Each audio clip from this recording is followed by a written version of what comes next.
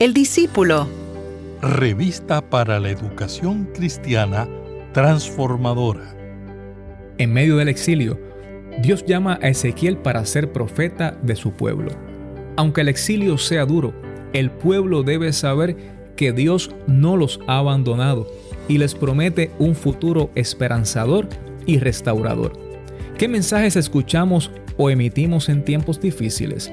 ¿Cuán conscientes estamos de la presencia de Dios en todo tiempo y en todo lugar? ¿En qué consiste la visión del templo? ¿Qué implicaciones tiene esto para el futuro del pueblo? La gloria de Jehová entró en la casa por la vía de la puerta que daba al oriente. Entonces el Espíritu me levantó y me llevó al atrio interior y vi que la gloria de Jehová llenó la casa. Ezequiel 43, 4 y 5. En la edición de hoy presentamos la lección número 9, Un lugar de paz, de la tercera unidad, Visiones de Esperanza, basada en Ezequiel 43, del 1 al 12. El discípulo. El discípulo. Una revista para la educación cristiana transformadora. Reciban un saludo de parte de la Iglesia Cristiana Discípulos de Cristo en Puerto Rico y de su servidor Eliezer Álvarez Díaz, pastor asistente en educación cristiana y editor de la revista El Discípulo. Como les indiqué, hoy nos ubicamos en la tercera unidad, Visiones de Esperanza, y vamos a comenzar a estudiar algunos pasajes del libro del profeta Ezequiel. Específicamente nos ubicamos en el capítulo 43 y el título de esta lección, la número 9, es Un lugar de paz. Ezequiel 43 del 1 al 12, que dice así en el nombre del Padre, del Hijo y del Espíritu Santo. Amén. El hombre me llevó a la puerta oriental y vi que la gloria del Dios de Israel venía del oriente. Se oía un ruido muy fuerte, como el de un río caudaloso, y la tierra se llenó de luz. La visión era como la que yo tuve cuando el Señor vino a destruir Jerusalén, y como la que tuve junto al río Quebar. Me incliné hasta tocar el suelo con la frente, y la gloria del Señor entró hasta el templo por la puerta oriental. Entonces el poder de Dios me levantó y me llevó al atrio interior, y vi que la gloria del Señor había llenado el templo. El hombre se puso junto a mí y oí que el Señor me hablaba desde el templo y me decía: este es el lugar de mi trono, el lugar donde pongo mis pies. Aquí viviré en medio de los israelitas para siempre. Ni ellos ni sus reyes volverán a deshonrar con sus infidelidades mi santo nombre. No volverán a construir monumentos a sus reyes después de su muerte, o a construir sus palacios de manera que sus puertas queden junto a las puertas de mi templo, con solo una pared de por medio. Ellos deshonraron mi santo nombre con acciones que yo detesto. Por eso me enojé con ellos y los hice morir. Que alejen ahora de mí sus infidelidades y los monumentos a sus reyes, y yo viviré en medio de ellos para siempre. Y tú, hombre, cuéntales a los israelitas lo que viste del templo y de sus planos y sus medidas, para que se avergüencen de sus pecados. Y si se avergüenzan de todo lo que han hecho, explícales la forma del templo y lo que hay en él, las salidas y entradas, en fin, todo el plano, lo mismo que las leyes que deben cumplir. Dibújales todo esto para que tengan una idea clara del diseño y lo lleven a cabo. Escríbeles también todas las leyes para que puedan cumplirlas. Esta es la ley del templo. Todo el terreno que rodea al templo sobre el monte será un lugar sumamente sagrado. Gracias por tu palabra. Gracias porque podemos acercarnos a ella con la seguridad de que tú hablarás a nuestras vidas una vez más. Gracias por mis hermanos y mis hermanas, por aquellos que nos escuchan. Te pedimos que tu bendición les alcance, que tu Santo Espíritu nos ilumine para que podamos comprender esta tu palabra y podamos ponerla por obra. En el nombre de Jesús. Amén y gracias, Señor. Los objetivos para la lección de hoy son los siguientes: ubicar la dinámica que integra el templo, su altar y el gran santuario donde Dios coloca al pueblo para que redimensione y asuma después del exilio la gran tarea de la reconstrucción. Destacar que la ciudad, el templo y el altar son ejes principales de una total renovación que Dios quiere para el pueblo. El retorno se convierte así en un proceso de reconstrucción y renovación. Como les decía, en medio del exilio, Dios llama a Ezequiel para ser profeta de su pueblo. El tiempo del exilio se ha tornado en un tiempo duro y prolongado, pero aún así Dios desea que su pueblo esté consciente de que Él no los ha abandonado y que tiene un futuro esperanzador y restaurador para ellos. El nombre de Ezequiel significa Dios fortalece. Ezequiel se preparó para ser sacerdote del templo, pero ahora está en el exilio, donde no hay templo y no puede ejercer su ministerio sacerdotal.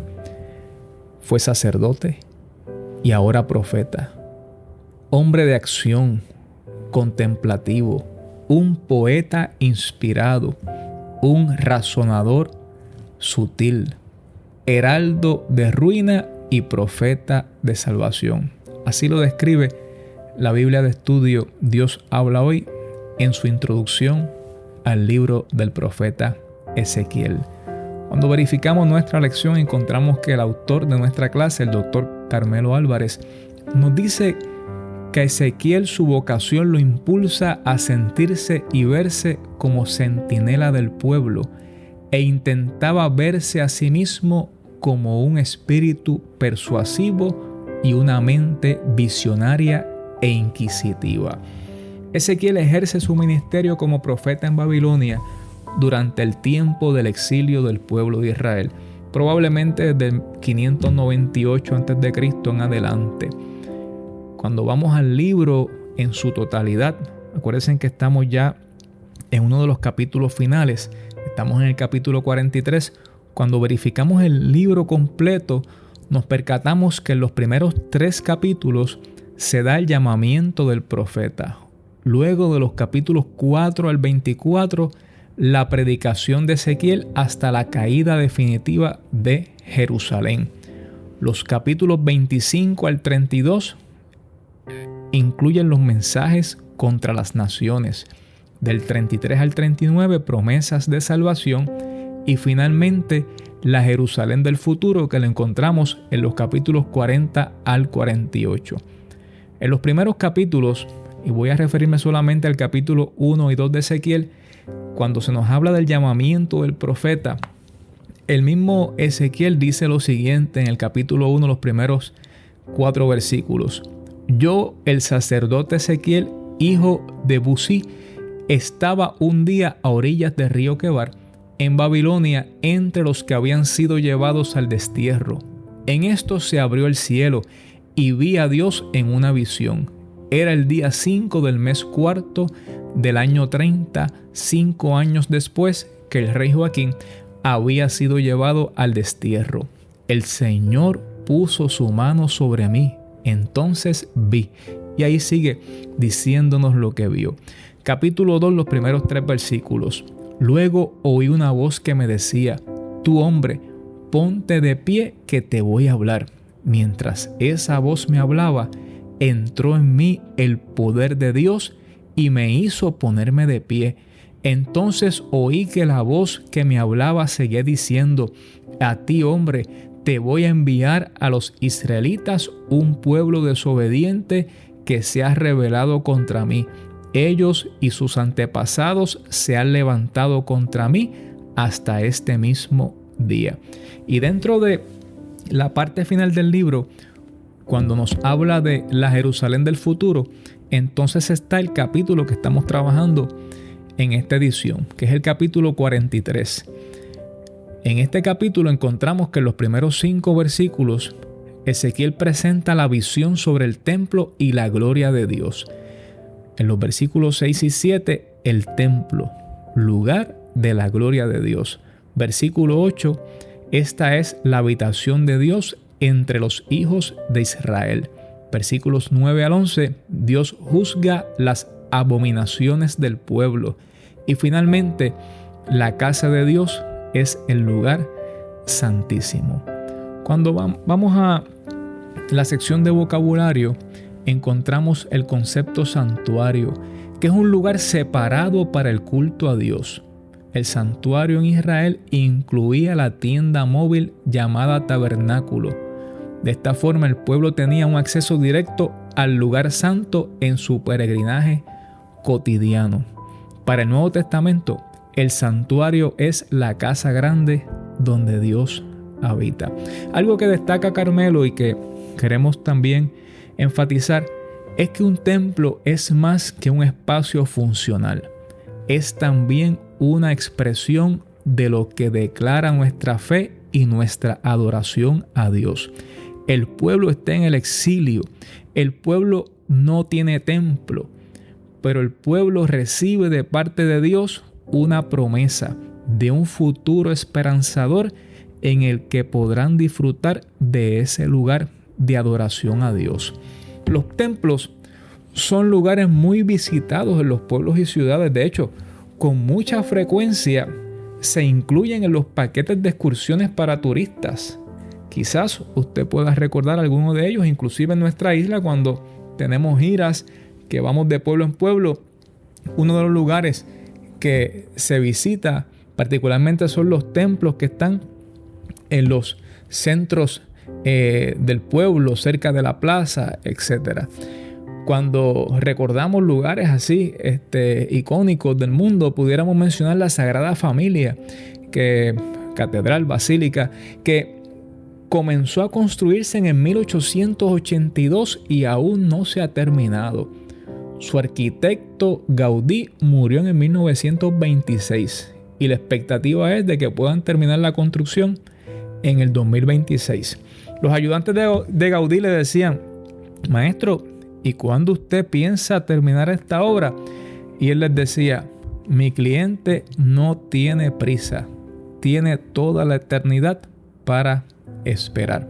Así que sigan construyendo porque esto no ha terminado.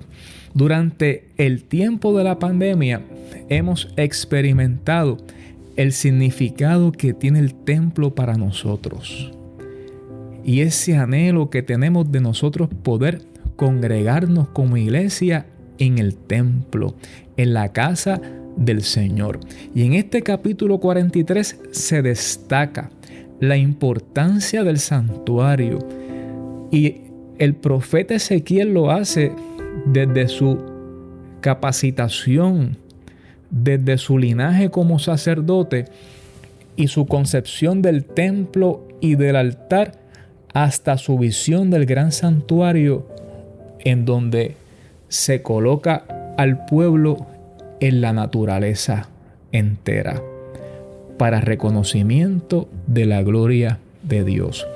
Este capítulo 43 centra su atención en la reorganización del culto y la reconstrucción del templo, y todo está íntimamente entrelazado con la reconstrucción moral y espiritual del pueblo, porque el pueblo se está proyectando hacia ese retorno del exilio, una época nueva, post-exílica, un tiempo de nuevas oportunidades para afirmar su identidad como pueblo libre de cualquier opresión de sus enemigos. Ahora bien, recordemos que Ezequiel está viendo lo que Dios le está mostrando desde el exilio, y él lo ve a través de la visión, tal como se estipula en el pasaje que leímos hace un momento. Y quisiera retomar algunos versículos para poder hacer algunos énfasis. Cuando vamos al capítulo 43, el versículo 1, encontramos que Ezequiel dice lo siguiente: el hombre me llevó a la puerta oriental y vi que la gloria del Dios de Israel venía del oriente. Él vio que la gloria de Dios se estaba moviendo desde el oriente y lo describe de esta manera: se oía un ruido muy fuerte como el de un río caudaloso y la tierra se llenó de luz. Y esa referencia a la luz nos hace recordar cuando Dios, en medio del caos, dice: sea la luz, y se hizo la luz, y se pusieron en orden todas las cosas. Luego dice el profeta Ezequiel: la visión era como la que yo tuve cuando el Señor vino a destruir Jerusalén, y como la que tuve junto al río Quebar. Me incliné hasta tocar el suelo con la frente. El profeta hace referencia a experiencias ya vividas, y él sabía que lo que él estaba viendo venía de parte de Dios. Versículo 4: la gloria del Señor entró hasta el templo. No se quedó afuera, sino que entró hasta el templo por la puerta oriental. Entonces el poder de Dios me levantó y me llevó al atrio interior, y vi que la gloria del Señor había llenado el templo. El hombre se puso junto a mí y oí que el Señor me hablaba desde el templo. Y ahí comenzamos ese mensaje que se presenta en los versículos 7 en adelante, donde Dios establece que ese lugar es el lugar de su trono, el lugar donde pone sus pies. Aquí viviré en medio de los israelitas para siempre. Ni ellos ni sus reyes volverán a deshonrar con sus infidelidades mi santo nombre. No volverán a construir monumentos a sus reyes después de su muerte, o a construir palacios de manera que sus puertas queden junto a las puertas de mi templo, con solo una pared de por medio. Ellos deshonraron mi santo nombre con acciones que yo detesto. Por eso me enojé con ellos y los hice morir. Que alejen ahora de mí sus infidelidades y los monumentos a sus reyes, y yo viviré en medio de ellos para siempre. Y tú, hombre, cuéntales a los israelitas lo que viste del templo y de sus planos y medidas, para que se avergüencen de sus pecados. Y si se avergüenzan de todo lo que han hecho, explícales la forma del templo y lo que hay en él, y las salidas y entradas, en fin, todo el plano, lo mismo que las leyes que deben cumplir. Dibújales todo esto para que tengan una idea clara del diseño y lo lleven a cabo. Escríbeles también todas las leyes para que puedan cumplirlas. Esta es la ley del templo. Todo el terreno que rodea el templo sobre el monte será un lugar sumamente sagrado. El templo, según se describe en la visión de Ezequiel, es un lugar donde está la gloria de Dios. Es un lugar consagrado para Dios. No solamente la estructura, sino el lugar donde está ubicado. Es un lugar de encuentro con Dios, pero es un lugar también de confesión, en el que el ser humano que está recibiendo este mensaje debe percatarse de que está frente a un Dios santo y que sus pecados, sus faltas, sus iniquidades deben ser confesadas delante de Dios. Es muy parecida a aquella visión que tuvo Isaías cuando vio al Señor sentado sobre un trono alto y sublime, y sus faldas llenaban el templo. En un momento dado, ante la majestad y la santidad de Dios, Isaías dijo lo siguiente: «Ay de mí que soy muerto, porque siendo hombre inmundo de labios y habitando en medio de pueblo que tiene labios inmundos, han visto mis ojos al Rey Jehová de los ejércitos. Y note que aquí el Señor le está diciendo al pueblo, tienen que confesar y arrepentirse de sus pecados. Y la instrucción que le da al profeta es, si ellos se arrepienten y cambian su manera de ser, entonces háblale de todos los planes. Y aquí se dice de los planos y los detalles, para que no solamente conozcan el diseño, sino que lo puedan llevar a cabo. Aparte de eso, fíjate que no solamente se trata de una estructura, sino que el Señor le dice al profeta, escríbele todas las leyes para que puedan cumplirlas. Entonces, según nos está diciendo aquí el profeta, el templo iba a ser un lugar en el que el pueblo podría restaurar su relación con Dios y comprometerse con Él para hacer su voluntad, cumplir con el propósito que Él tenía para ellos. Les decía al inicio que en este tiempo de pandemia hemos podido valorar más el significado que tiene el templo para nosotros, pero más aún el culto que llevamos a cabo en el templo, ese acto de adoración mediante el cual rendimos nuestras vidas al Señor y crecemos en nuestra relación con Él y en nuestra relación con nuestros hermanos y hermanas que son parte de la comunidad de fe en la cual perseveramos. El doctor Carmelo Álvarez nos hace la referencia a la Reforma Protestante, que por cierto se celebra el 31 de octubre. Y es importante que nosotros recordemos que la Reforma Protestante nos invita a recordar unos elementos básicos que son parte de nuestra adoración cristiana y que tenemos que tener presente a la hora de nosotros estar en el templo y rendir nuestro culto a Dios. En primer lugar, que la palabra debe ser leída, escuchada, proclamada y vivida. Que el Evangelio es la fuente primigenia de renovación. Que la iglesia es una comunidad de fieles que viven en Jesucristo y para Jesucristo. La salvación por la fe que adquirimos mediante la gracia de Dios. Que la música es un vehículo esencial en toda experiencia de adoración, especialmente el cántico congregacional. Y de eso podemos dar fe porque lo hemos añorado durante todo este tiempo.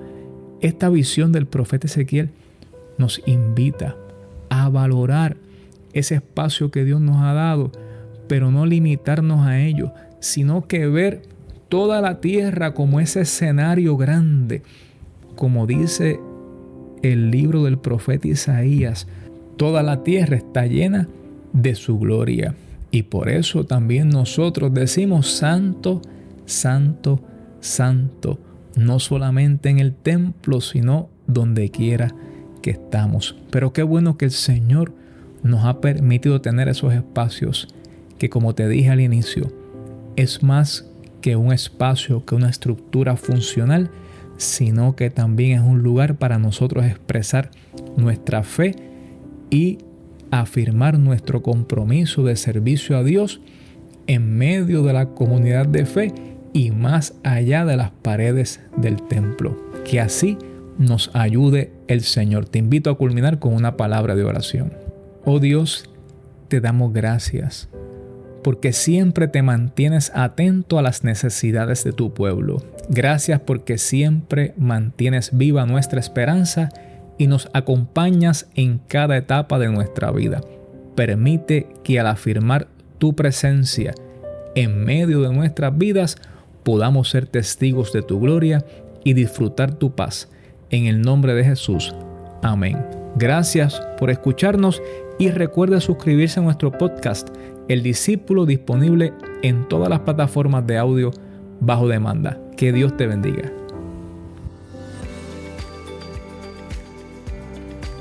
Gracias por escuchar El Discípulo. Revista para la educación cristiana transformadora.